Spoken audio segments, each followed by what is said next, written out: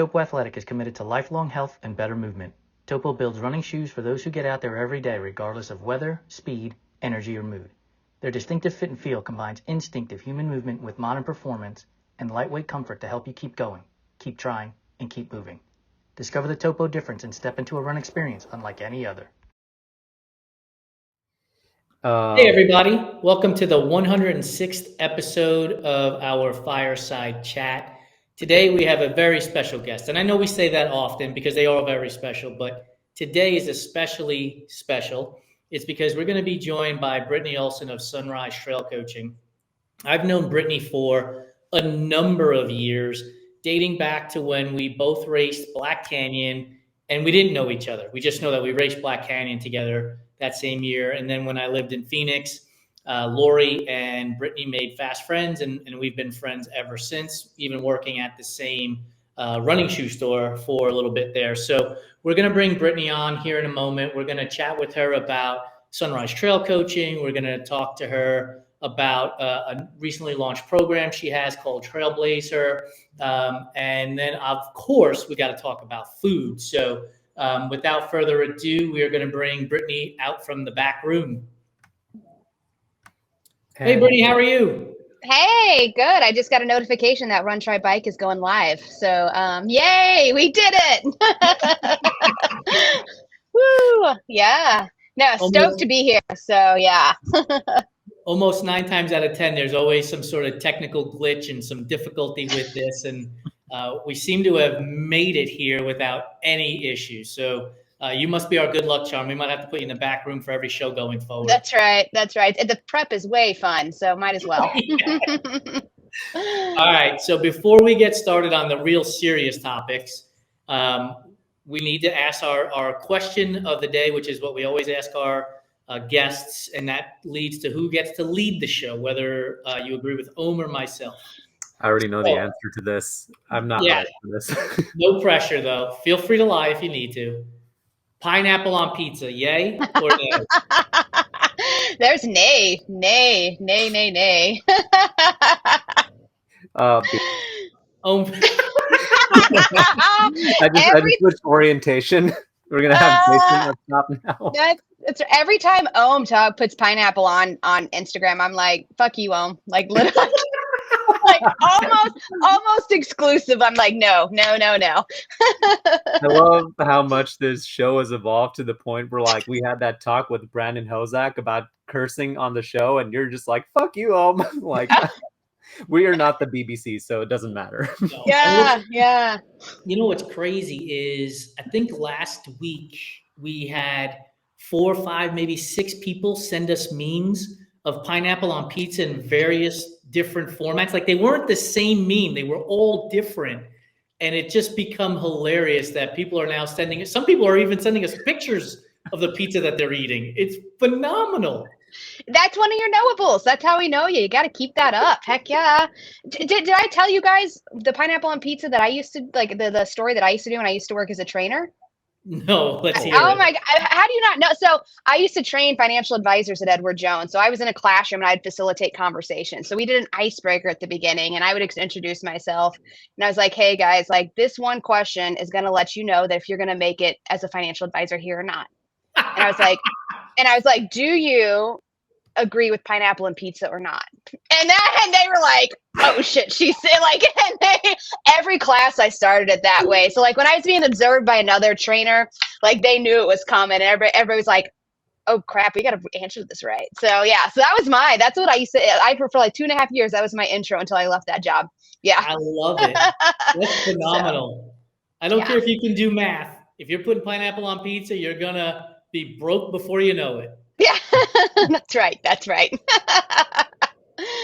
Well, hey, thank you for joining us, and thank you for being a community leader for Run Try Bike. That means the world to us. The things that you're doing out in Phoenix are phenomenal, helping women get out on the trail, but also get into the gym to get strong and be able to do the things that they are capable of doing when it comes to trail and ultra running. So I'd like to talk to you a little bit about that out of the gate. Like, you know, a lot of people raise their hand and they say, I'd like to be a coach. I'd like to be a coach. I'd like to be a coach. But then they realize the amount of work that it takes. And it's not just as simple as saying, go run 2 miles, go lift weights. You have to really get into it. So for you, how did you get started in coaching and why? Yeah, so I mean, it's a long story, so I'll try to keep it within 2 hours to not lose people. But so I mean, I've always liked helping people. Like I've been lifting weights now for 18 years. I did not start running until a little bit later in life because it was just I would just love lifting weights. But I had made people's lifting plans for free, like just for fun. Like, oh, I want to try lifting, and here's a plan. And then I was like, you know what? I really like coaching, but I have no idea what to do. So I was like, you know what? Let me look into a health and life coaching certificate because that's like, I like that, the mindset piece of it. Like, there's so much physically we can do if our minds will just like open up and see all the opportunities there. So I got that. And that's, I'm right. I told you and Lori that, Jason, at Tortoise and Hare after a donut or pizza run. I can't remember which one it was, but I was like, I'm going to do this. And you guys were pumped. I was like, oh my gosh, somebody's super excited. So I went through the certification. Little did I know I could have launched a business before that, but I was like, I need to get this first. But I launched in August of 2022. And it had like a couple of clients, but like there really wasn't a lot of momentum. I was brand new, really didn't know much about that business piece.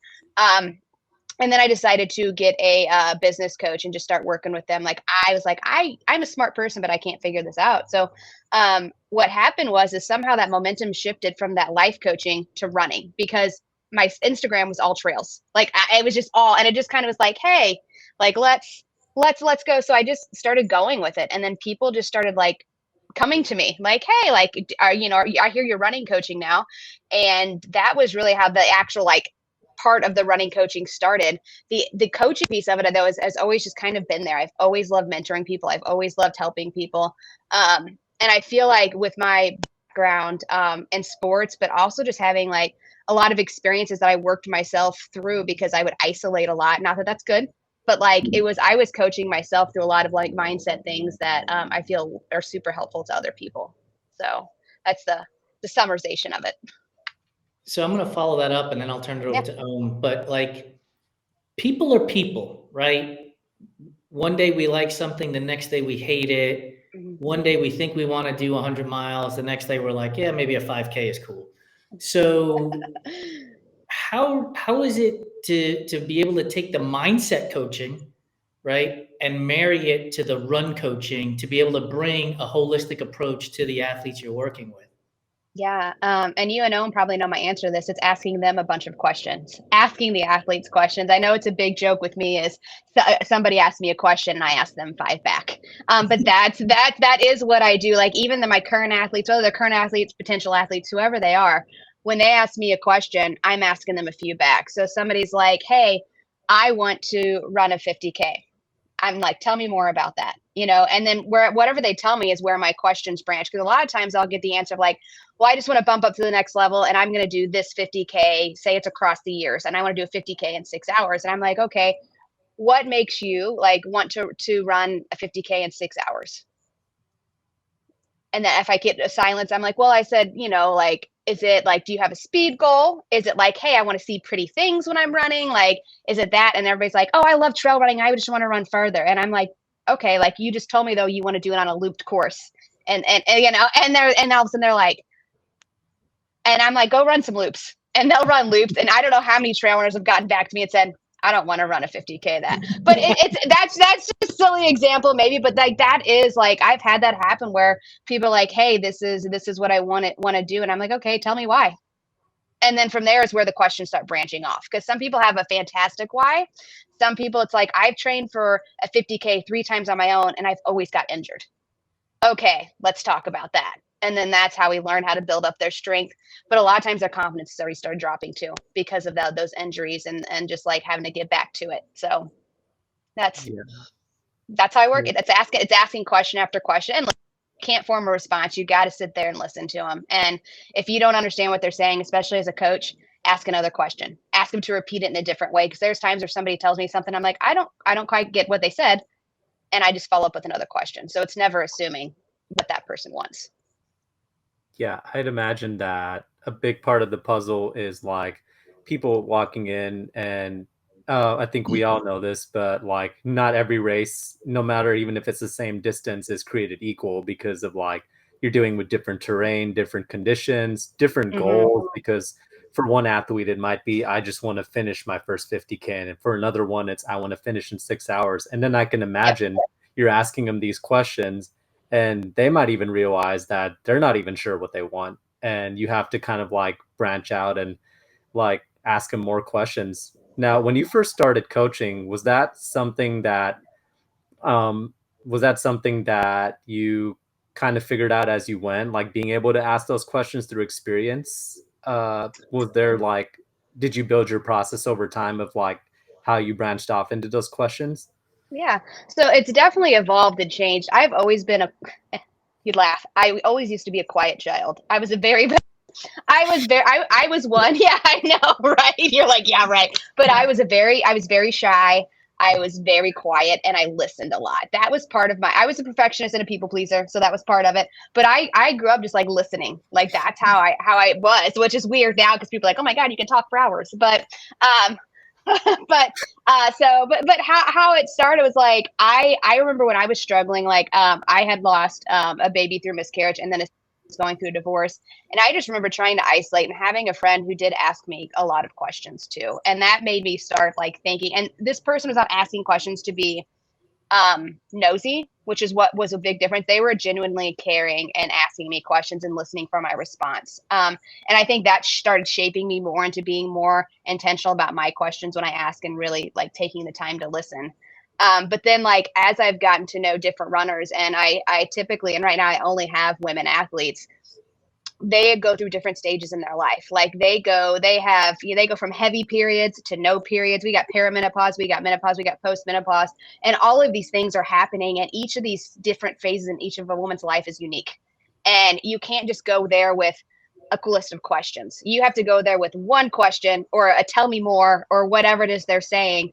And then you just have to keep branching out. And as I've gotten to know more and more women, at the different stages that they're at, I'm able to ask better questions. Like when they say something, I'll be like, this is what I'm pretty sure I heard you say. Is that right? And if they say, yeah, I've normally already got another question that I'm going to go to. If they say, no, you misunderstood, then it's just going back and figuring it out. But my questions have got better. And I've had a lot of people tell me like, oh, you should only ask open-ended questions. And if you ask a closed-ended question with a reason, you ask that closed-ended question, because if you get a yes or no, you might be going a different direction. So it's having the ability to just maneuver it, but also have a little bit of a plan in mind while still listening. You mentioned getting divorced and having a miscarriage, which are very vulnerable topics to discuss openly, especially in today's world where you post something and you might have 99 people support you, but there's always that one asshole who's just like wants to be contrarian on everything, right? Mm-hmm. Have you found that being vulnerable the way you have been about those two topics has helped bring athletes to you and allow you to connect on a faster and deeper level because you've been open about the obstacles and the challenges you've faced? Mm-hmm. Yeah. So first of all, that's a really great question. I've been talking about this a lot lately with some of my people in my business class, and how a lot of times when we get those vulnerable and honest topics, especially when we're posting on social media, it's hard for us to post. But then when you look at it, the algorithm doesn't give it to non-followers. It only goes to followers. So we're putting ourselves out there thinking, hey, we're going to really help a bunch of people. And whenever like I post those things, it's like, it just kind of almost feels like it's gonna. And I'm sorry, Jason, what was the end question? My brain totally. That's okay.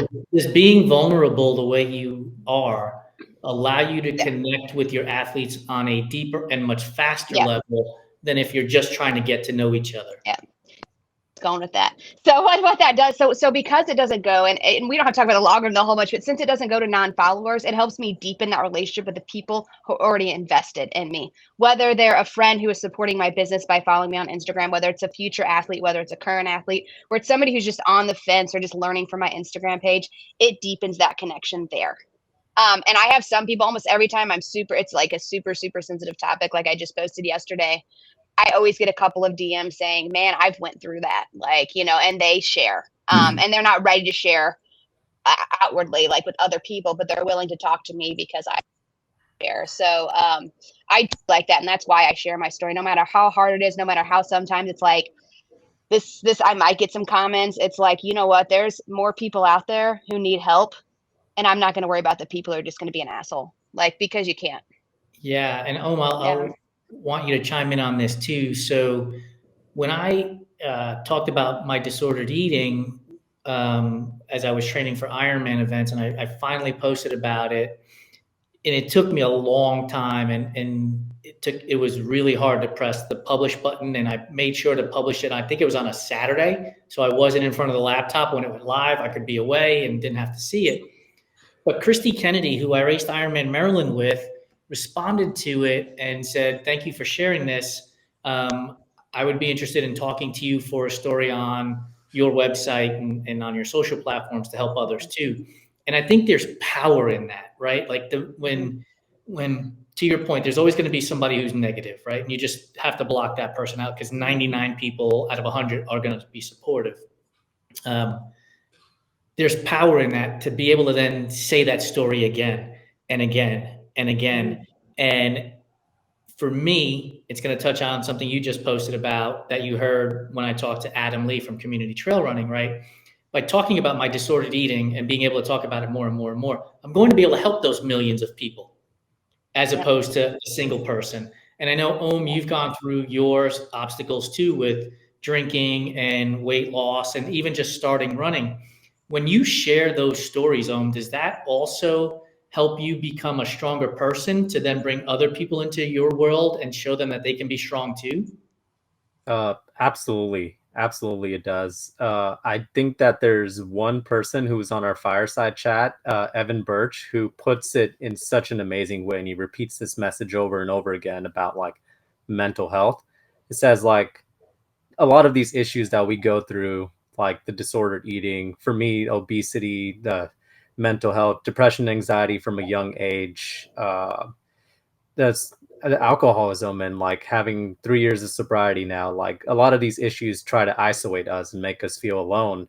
But the more we talk about it, the more other people realize that they're not alone, and the more it frees us, the more we talk about these things. So I find that the more we talk about it, the more those chains are broken more for us, but the more like people realize that, ironically, in a world where we're more connected than ever, there's a struggle of like feeling isolated, but us talking about it makes them feel that they're not alone. So I think that there's power to telling your story. And those of you who are watching, if you have a story, please submit your story. I'm going to correct you. They have a story. Like they have a story. Everybody has a story to share.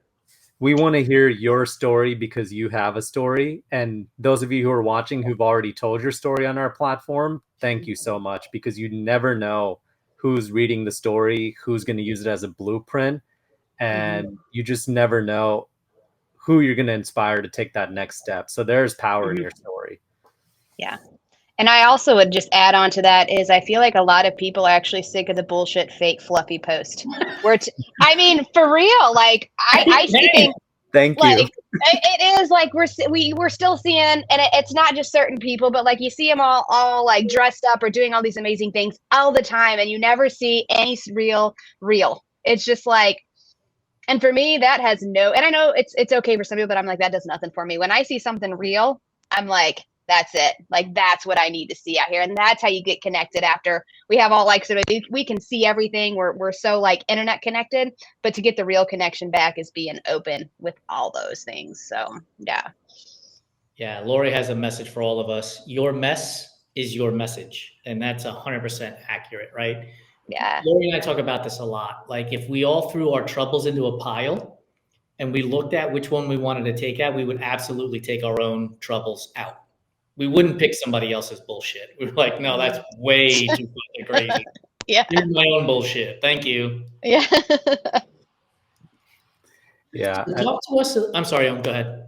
I think I was gonna probably go into, we're always on the same wave, so I think it's always like, he's going into what I was gonna talk about. So but Yeah, it's something we talked about in the green room, and just want to congratulate you for launching the TrailblazeHER program for women Yeah. over 30. And I hear that it's a 6-week program, and Yeah. I just want to give you the floor to talk more about it. And can I just say I love the name TrailblazeHER. Yeah. You're just Thanks. trailblazer, like.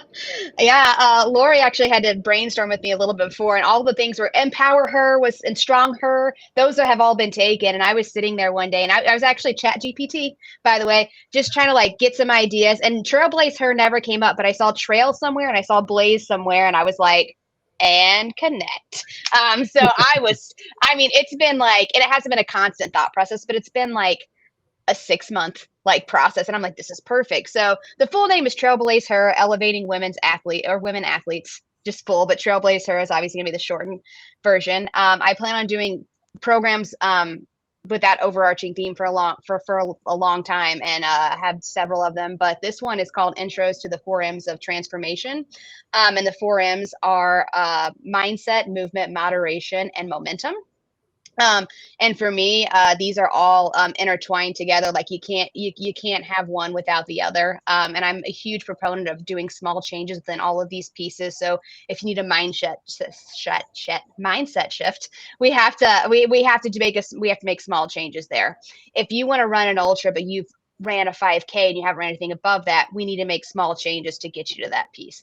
If you want to change your nutrition plan, it's a small change. If you want to change what time you get up in the morning, just because it's there's all of these little pieces that build up to the momentum. So all of those just build up to that piece of it. But the program itself it's a 6-week online program with me. So once a week we have a live call. It's recorded. So if somebody has to miss it or can't make it, like they're going to get it. It's going to be a lesson with of one of the 4 M's each time. So it'll be an intro one, the first one. The next 4 weeks we'll go into the 4 M's and we'll wrap it up. But with that, with all the coaching and explaining and going to the details of all of that, they're going to get a 6-week strength training program, and then help with their next 6 weeks after they're done with me for a progression of that 6-week strength training program. That we are going to talk about how they can build their own running plan. So even though I do coach people one-to-one, and I never think that's going to go away, I want to be able to help people who either cannot afford a one-to-one coach, or they really enjoy doing it themselves and they just need a little bit of guidance on what that looks like.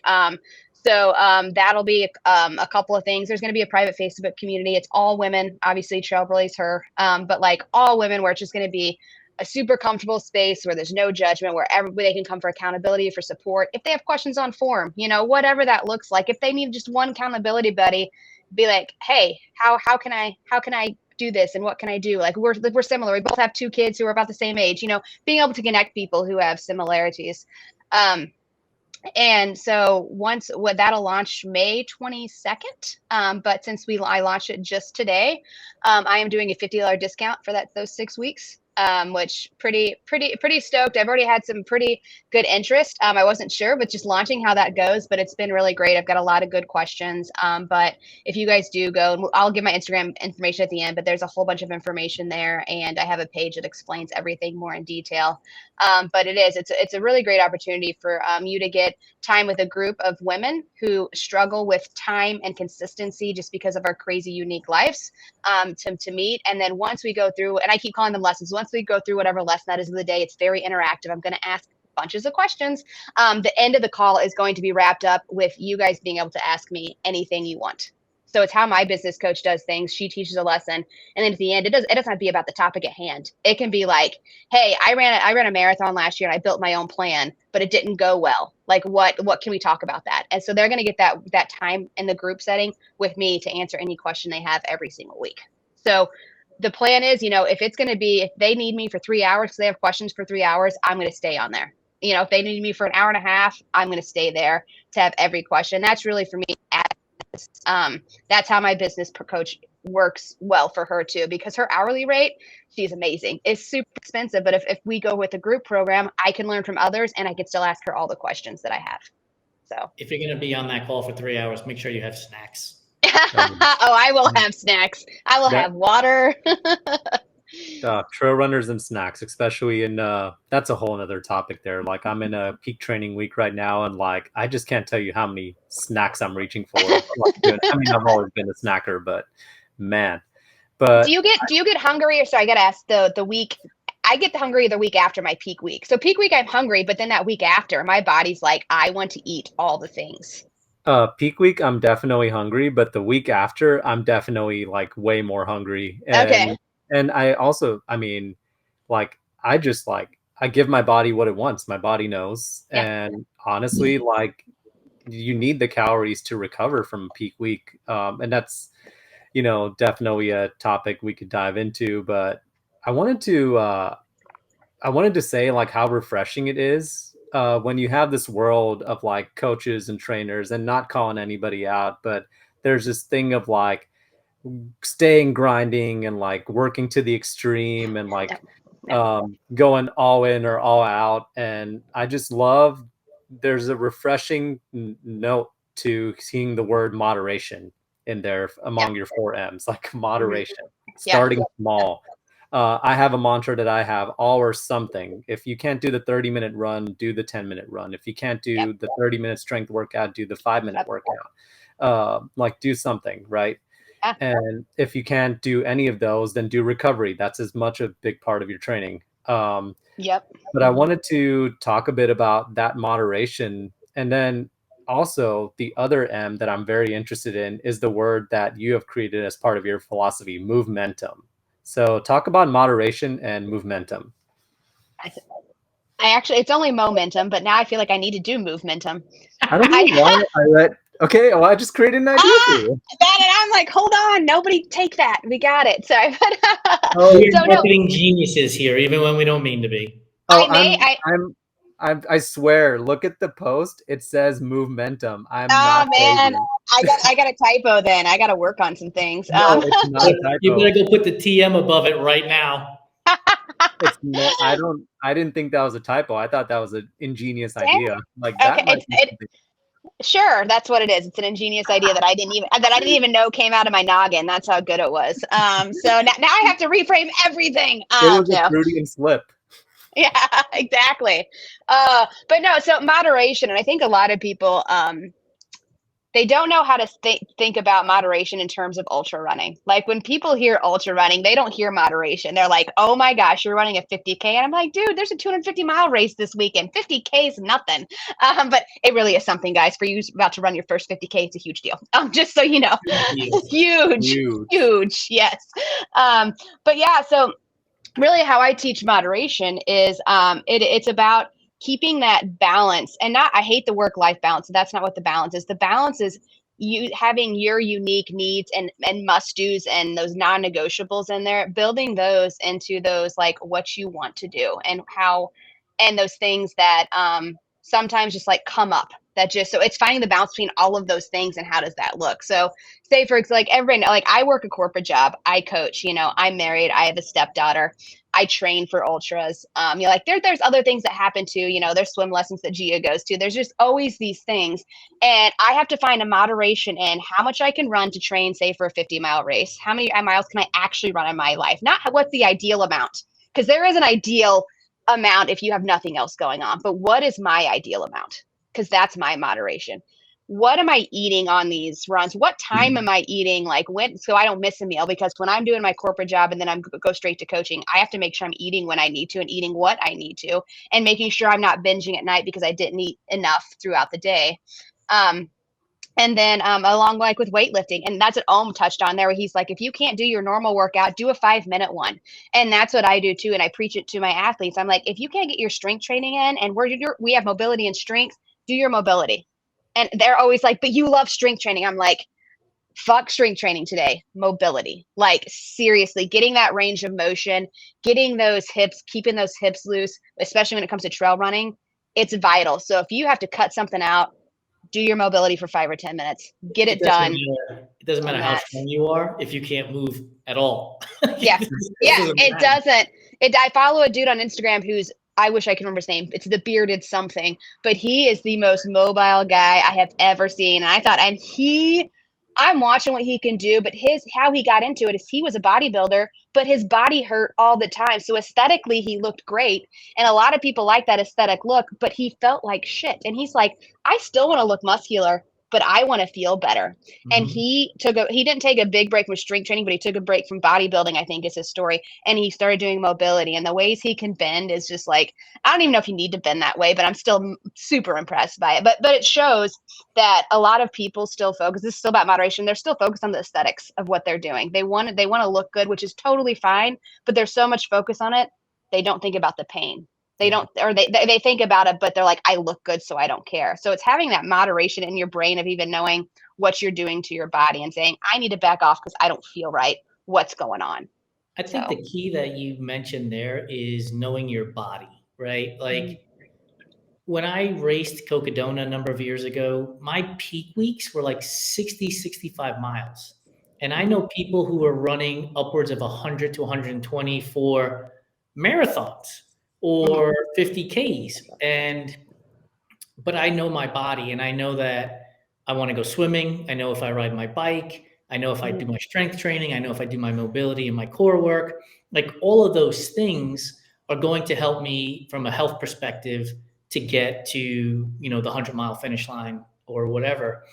But that's because I know my body. And I think what has happened a lot in this world today, we talked about being connected, is I see Ohm running 120 miles this week, so I should run 120 miles this week. Or I see, Brittany doing deadlifts, so I should be doing deadlifts, without recognizing and realizing, or contacting a person like yourself who's a coach to say, here are the things that I'd like to do. Here are the things that I am doing.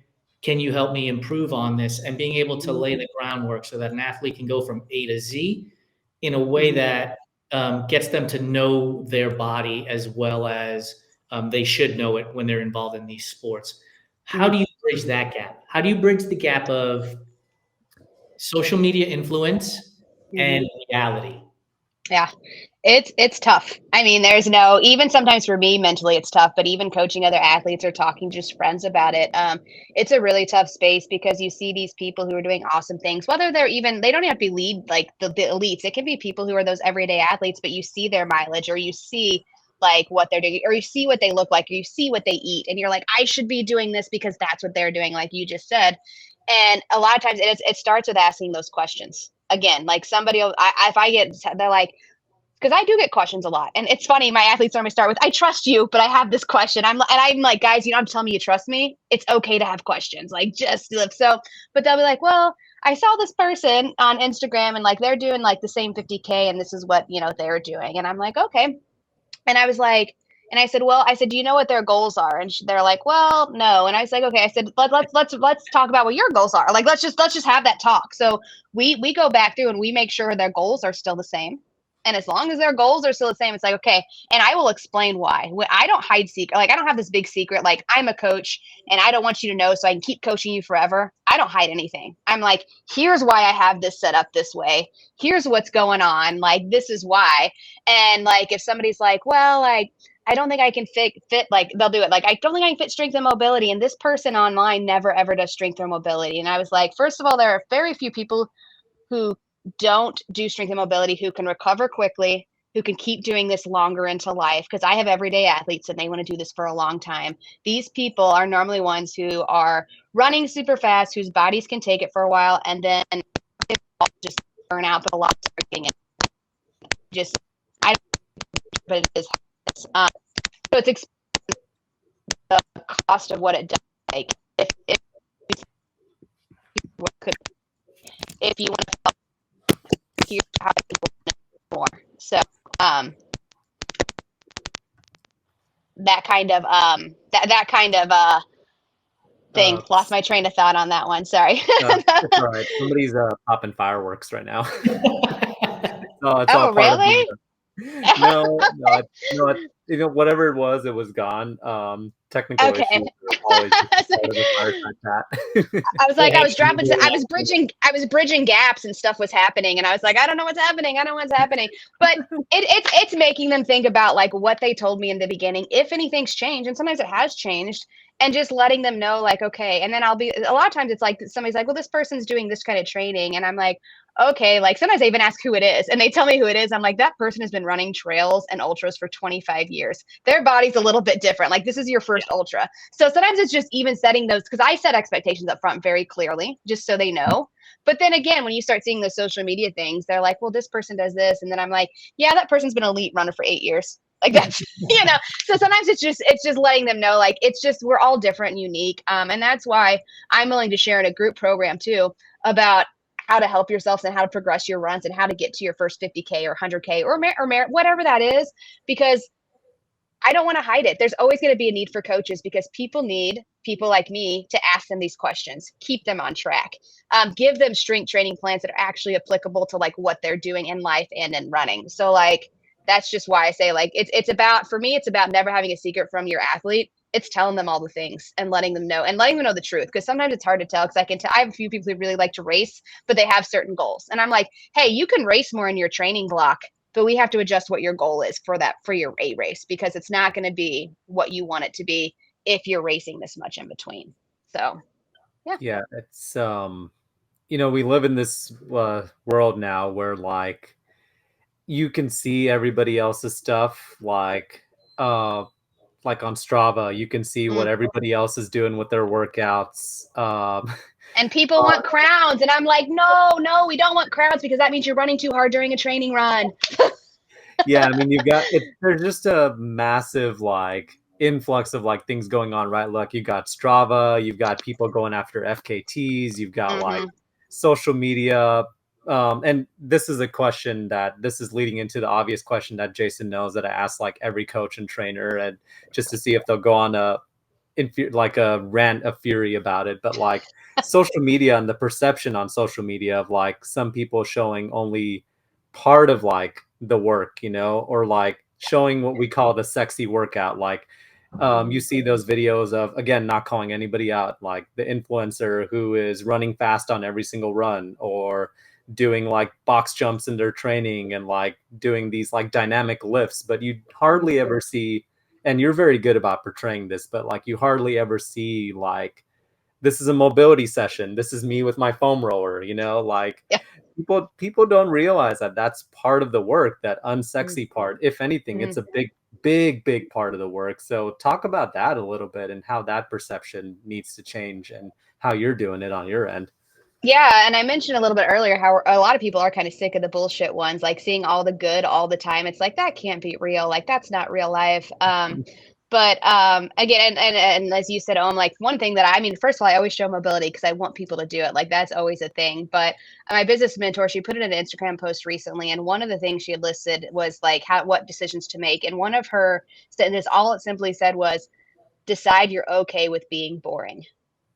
And that was like, yes, like, I was like, holy cow, that's what I'm trying to tell people, because it is a decision. It is, some days it feels like a grind because you're busy with everything. Some days it feels a little bit easier, but it's doing that consistency and doing the boring. It's doing squats that are not amazing. They're just squats. But if you do those for the rest of your life starting today, like, holy cow, you're going to have that consistency. You're going to have those results. If you do mobility for 5 minutes a day for the next year, holy cow, the changes are going to happen. And guess what? It's boring in the fact that it's the same thing in and out. But it's also, you're building a habit where your brain doesn't have to use mental power anymore. Once you have the habit of doing it, it opens up your brain to do other things and think about other things too. It goes beyond that too, though, right? Yeah. Like if you can do the boring shit day in and day out, and day out, when you get to race day, it's fucking awesome. Yeah. You're like, holy shit, I can go really fucking fast, and I don't have to worry about tomorrow, because tomorrow is a recovery day. Yep. It's like, but if you're racing every single training block, then race day is not special. It's like another race. It's like another run, right? Yeah. And it's so hard for people to understand this.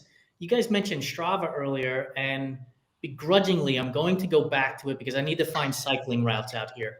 But I remember when I was using Strava years ago, and an athlete would post every single time, easy run. And you'd click and open it, and it'd be like zone 1, 0, zone 2, 0, zone 3, 0, zone 4, 55%, zone 5, 45%. You're like, there's fucking nothing easy about that. Like 0 of what you did was easy. Who are you trying to impress? Like, don't do the fucking easy work. So on race day, you can run in zone 4 and zone 5. Yeah.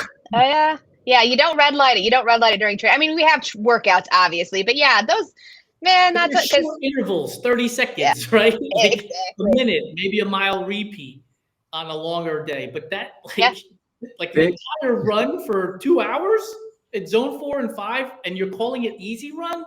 Nah, Holmes, that ain't it. No, big shocker, guys. 80 to 90% of my runs, depending on which training cycle I'm in, are in zone 1, zone 2, and they look like a slow shuffle. Like I'm not going fast around the track or fast on the downhill or blazing up the hill on every single run. Like that's not going to happen. If you, I would love a challenge where like you take an influencer or you take a person, or we do the challenge where it's just like every single day you post the run so that they know it's like what it is every single day, as opposed to like picking and nitpicking the things that,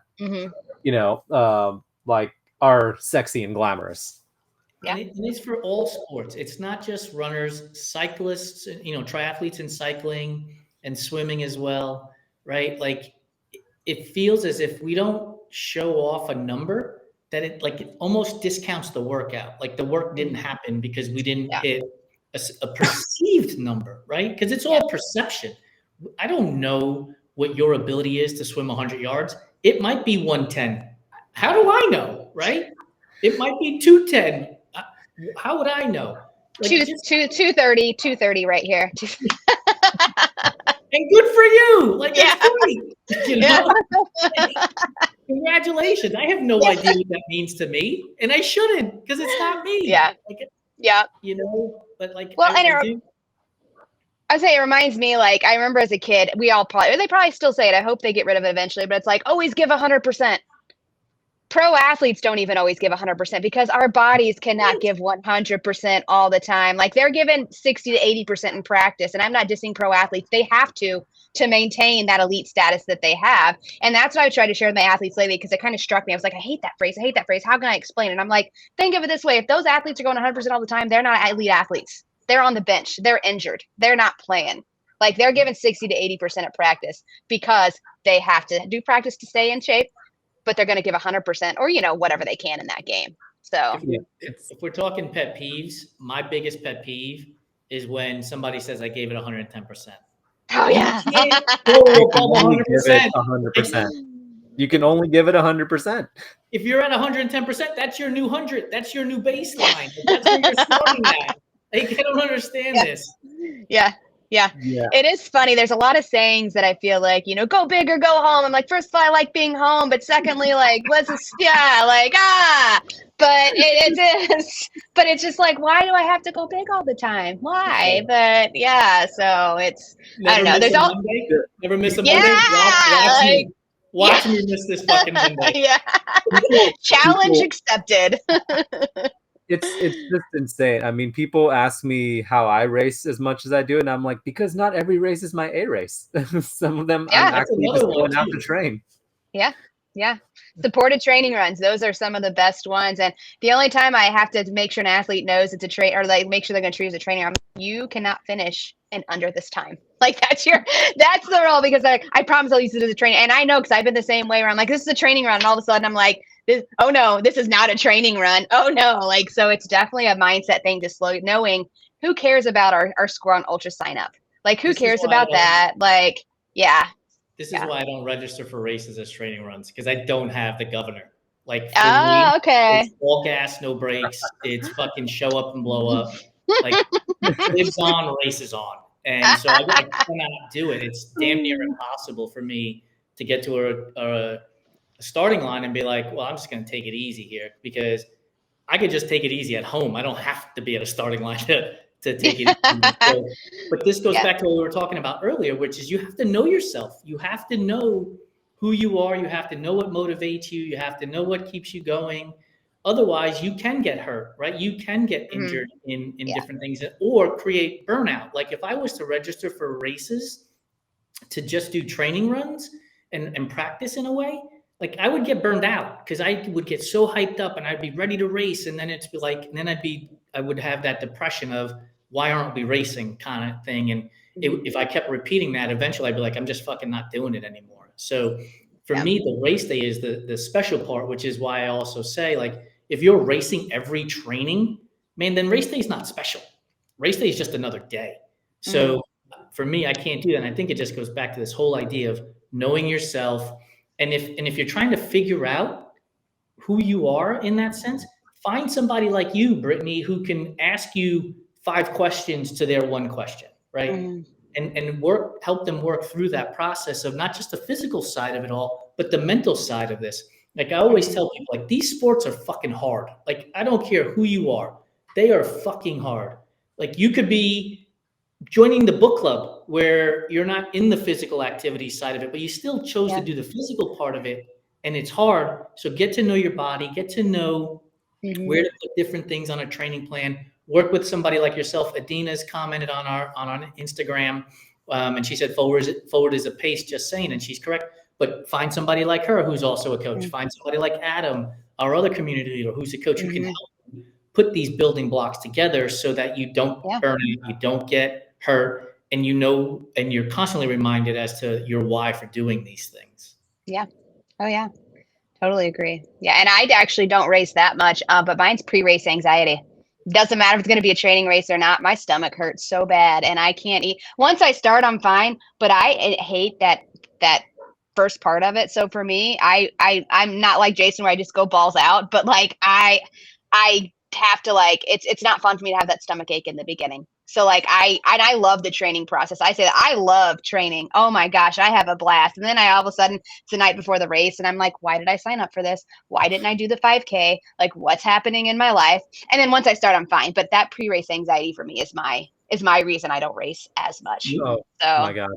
Same. I mean, I just struggle so much with pre-race anxiety, but I know that like, it's crazy because I tell people, they're like, are you okay? I'm like, I'm fine. Like as soon as I start moving my body and I gauge everything and those first couple miles passes, I'm like, I'm locked in. But like the day before, like I've really had to create a mantra over time or like a ritual over time and some mantras and like just have to like turn off my phone after a certain point and just try to keep like a neutral mindset. And like there's a whole process for me as an honorary overthinker. So yeah.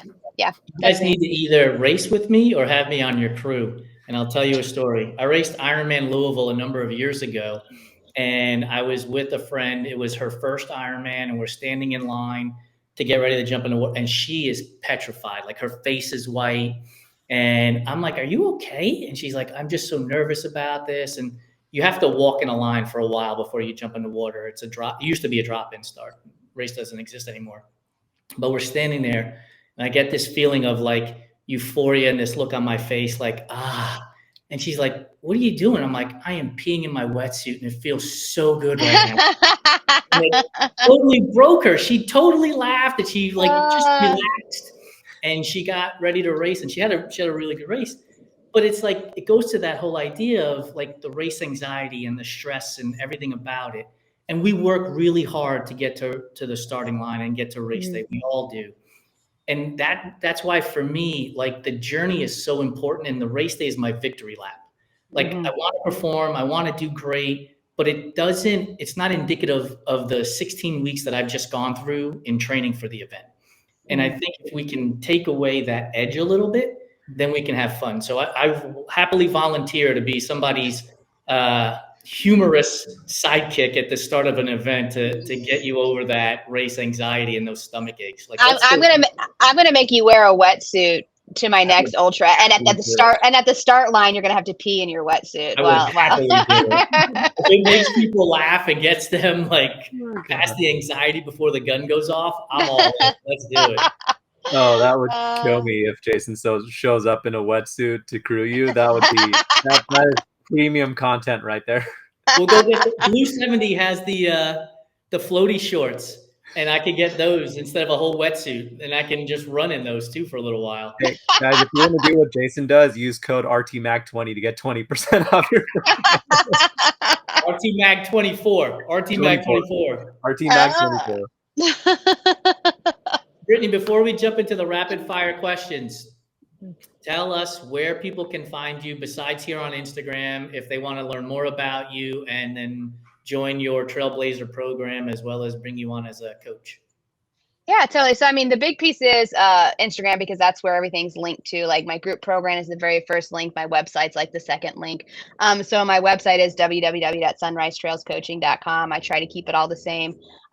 You can email me at coachbrittany@sunrisetrailscoaching.com.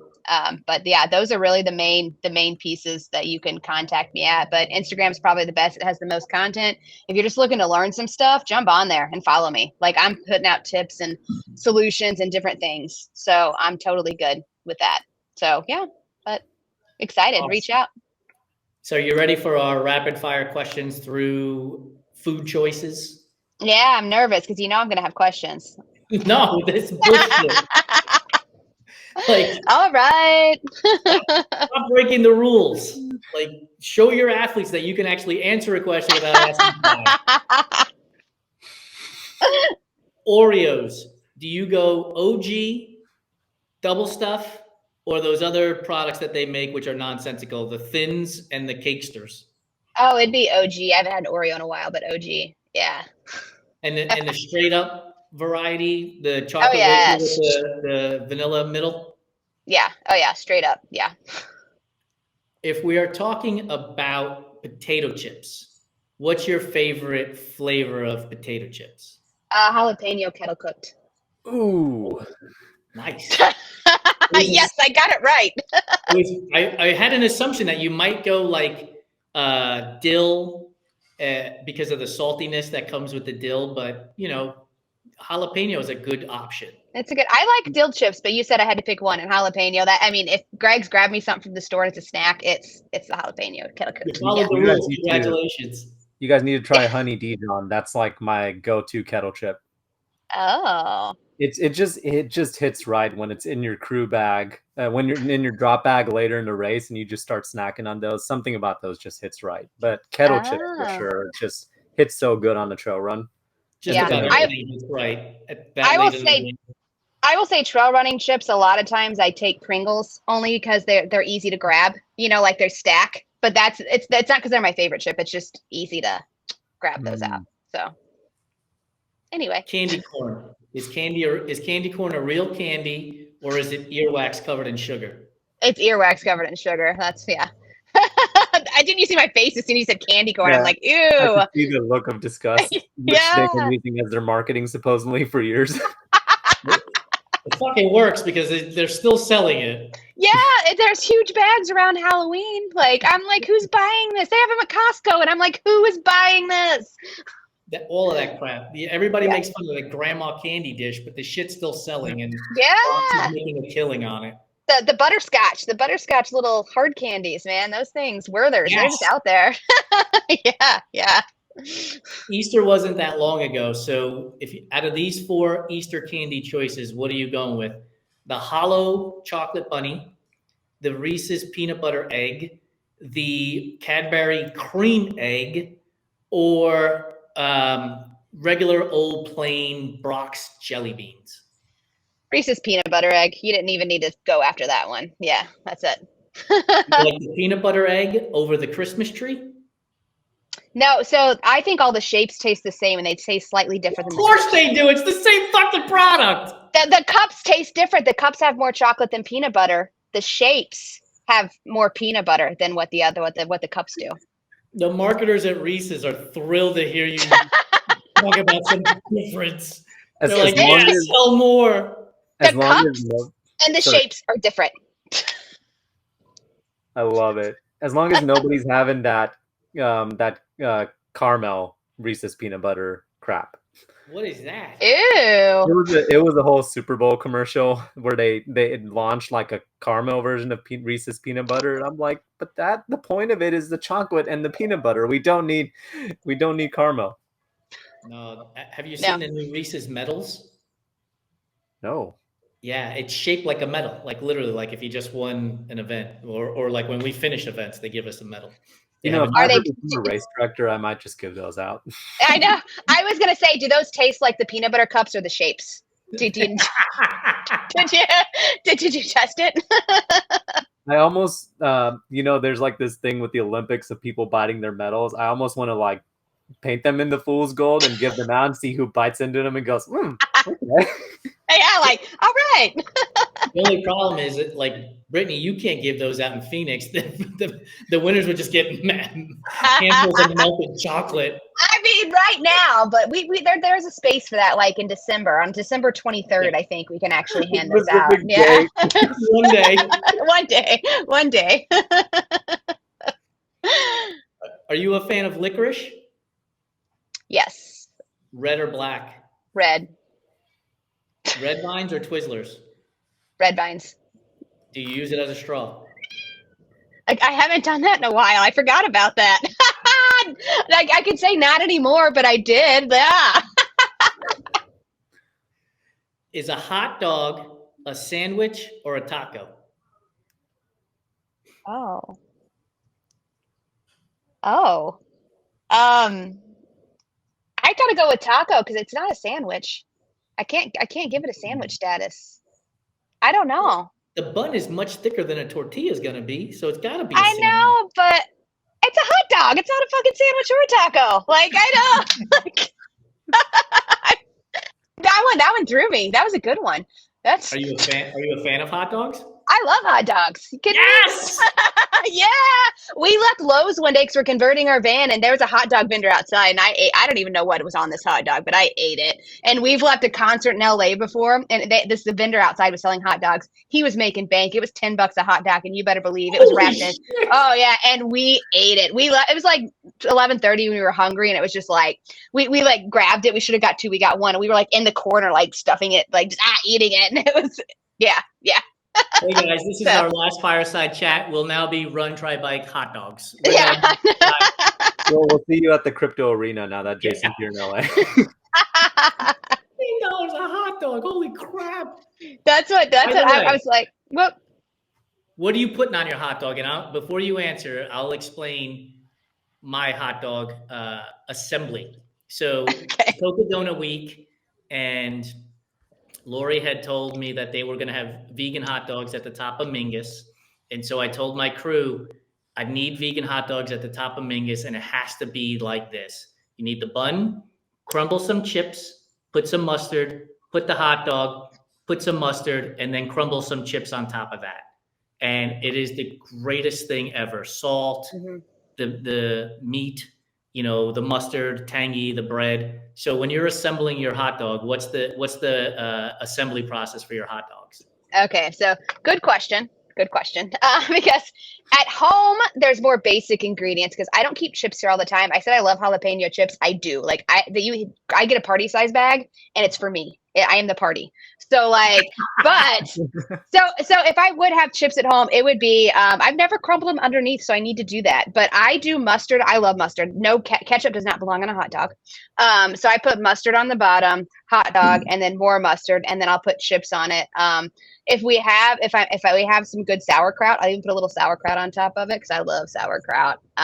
That's the basicness of it at home. If I go to a hot dog vendor though, it's on. Like it is like, what do you got? Like, because I love a good Chicago hot dog. Like, oh yeah, I know you don't. I know how you feel about them, but man, that relish and mustard and like outside of the tomato, I'm not a big tomato person, but yeah, it's got to be mustard.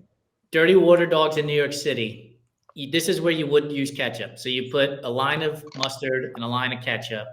Then you put sauerkraut, and then you have them put this red onion mixture on top of that. Sabrett sells it in a jar in grocery stores as well. So you get that heated up before you put it on there.